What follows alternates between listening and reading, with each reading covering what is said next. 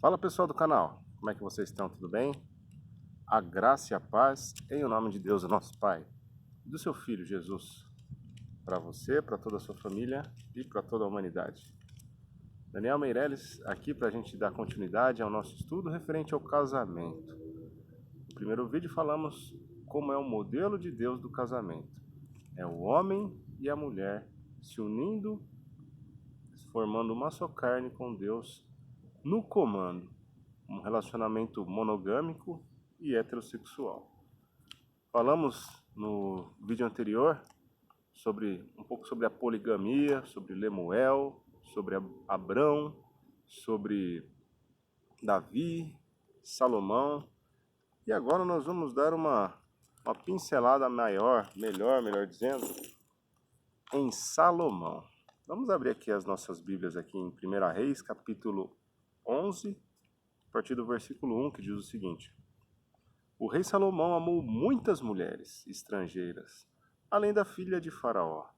Eram muitas mulheres moabitas, amonitas, edomitas, sidônias e hititas.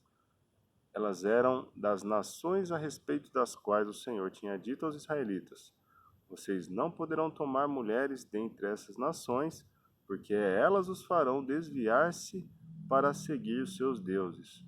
No entanto, Salomão apegou-se amorosamente a elas, casou com 700 princesas e 300 concubinas, e as suas mulheres o levaram a desviar-se. À medida que Salomão foi envelhecendo, suas mulheres o induziram a voltar-se para outros deuses, e o seu coração já não era totalmente dedicado ao Senhor, o seu Deus, como fora o coração de seu pai Davi. Ele seguiu Astarote, a deusa dos Sidônios, e Moloque, o repugnante deus dos Amonitas. Dessa forma, Salomão fez o que Deus reprova. Não seguiu completamente o Senhor, como seu pai Davi. Que coisa horrível, né? Que tristeza! Aqui Deus já havia feito um alerta para ele não se relacionar, não só ele, mas nenhum israelita estava autorizado a se relacionar com pessoas de outros povos. Vamos lembrar que naquela época Israel era a menina dos olhos de Deus. Teria que fazer exatamente o que Deus mandava. Porém, como a gente sabe pela história, Israel se desviou e os seus reis não foram diferentes. Davi começou um pequeno desvio e Salomão terminou o serviço de uma forma terrível. E aqui ele teve 700 esposas e 300 concubinas, 1000 mulheres. Será que você daria conta? Ai, ai, cada coisa que a gente vê. Mas olha só, e Salomão, ele foi o autor de pelo menos 3 livros da Bíblia: Provérbios, Cantares e Eclesiastes. A história fala que muito provavelmente Provérbios foi o primeiro livro que ele escreveu. Vamos lembrar que quando ele era jovem, ele clamou ao Senhor por sabedoria e Deus ficou alegre com esse pedido de Salomão e deu sabedoria a ele. E ele escreveu esses livros. No meio da vida dele, muito provavelmente ele escreveu Cantares. Cantares é um relacionamento entre um homem e uma mulher, e um relacionamento maravilhoso, mostrando a intimidade entre esses dois seres. Também a gente pode entender Cantares como o relacionamento de Deus com o povo de Israel daquela época. Se nós trouxermos para os dias atuais, podemos entender que é a relação de Deus com a igreja. Cantares é um livro maravilhoso, é um livro romântico, é um livro que realmente mostra o amor verdadeiro entre um homem e uma mulher. Vamos ler aqui uma passagem em Provérbios aqui para a gente entender um pouco mais sobre a sabedoria de Salomão. É uma sabedoria maravilhosa, só que muitas das vezes ele não colocou em prática a sabedoria que o Espírito Santo de Deus tinha inspirado ele. Vamos ler aqui em Provérbios capítulo 5, a partir do versículo 16. A partir do versículo 15, melhor dizendo. diz o seguinte: beba das águas da sua cisterna, das águas que brotam do seu próprio poço. Por que deixar que as suas fontes transbordem pelas ruas e seus ribeiros pelas praças? Que elas sejam exclusivamente suas, nunca repartida com estranhos. Seja bendita a sua fonte, alegre-se com a esposa da sua juventude, gazela amorosa, corça graciosa, que os seios de sua esposa sempre o fartem de prazer e sempre o embriaguem os carinhos dela. Olha só, aqui ele mostra, aqui ele faz uma parábola, né? Um provérbio entre um riacho, águas de uma cisterna. E aqui ele fala que por que deixar que as suas fontes transbordem pelas ruas e os seus ribeiros pelas praças? Por que você vai desperdiçar o seu ímpeto com coisas inúteis? Que você se alegre com a esposa de sua juventude e seja feliz com ela. Aproveite ela e ela vai te aproveitar, para que vocês sejam um casal felizes, para que vocês sejam um no Senhor. Olha só que coisa linda, olha só que provérbio maravilhoso, de você ser feliz com a mulher da sua juventude, para você ter uma história com ela, para você poder olhar para trás e ver o quanto que vocês viveram juntos, o quanto que vocês, quanto de dificuldade vocês conseguiram passar juntos e também conseguiram vencer. Olha só que maravilha. Este é o casamento ideal. Este é o casamento na mente de Deus.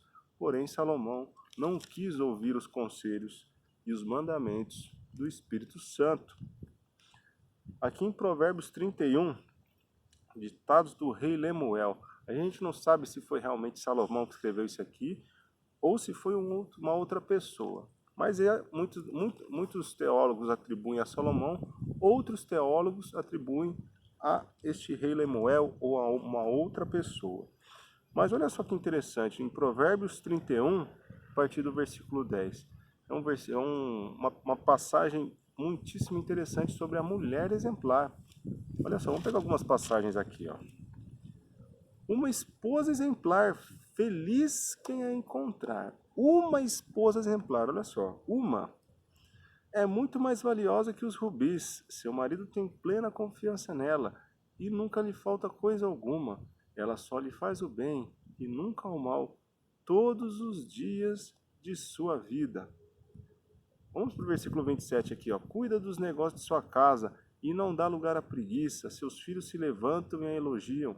Seu marido também a elogia, dizendo: muitas mulheres são exemplares, mas você a todas as supera.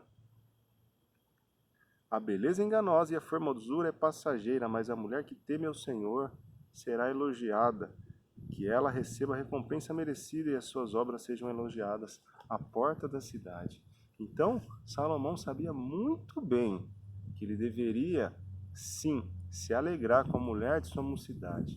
Não deveria se misturar com mulheres de outros apriscos, de outras nações. Mas Deus, ele deu o alerta aqui, mas ele não quis ouvir. E por conta desta falha dele, ou destas falhas dele, o povo de Israel se rachou, transformando no Reino do Norte e no Reino do Sul. Foi o estopim.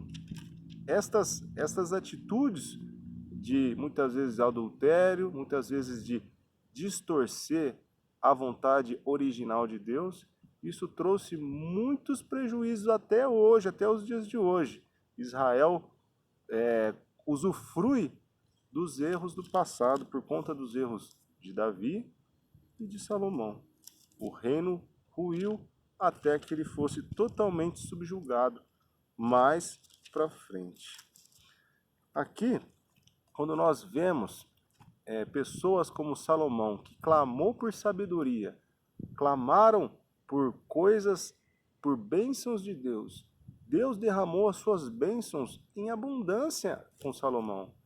Mas Salomão, ele optou por se desviar, não ouviu a palavra de Deus, não ouviu a vontade de Deus. Ele adquiriu as más práticas de suas esposas, de suas 700 esposas e 300 concubinas, e abandonou o Senhor. Com isso, o povo de Israel ruiu, e infelizmente para eles, e para nós também, pois o povo de Israel era para ser um povo próspero, um povo que seria o exemplo para o mundo. Hoje não é mais. Se for ver, graças a Deus que eles ruíram, porque aí agora a promessa está disponível para toda a humanidade, pois este foi o plano de Deus desde o início, em transmitir o amor de Deus não só para o povo de Israel, Deus quer transmitir para todas as tribos, povos e nações. E graças a estes erros é que nós podemos usufruir também da graça do Senhor em nossas vidas.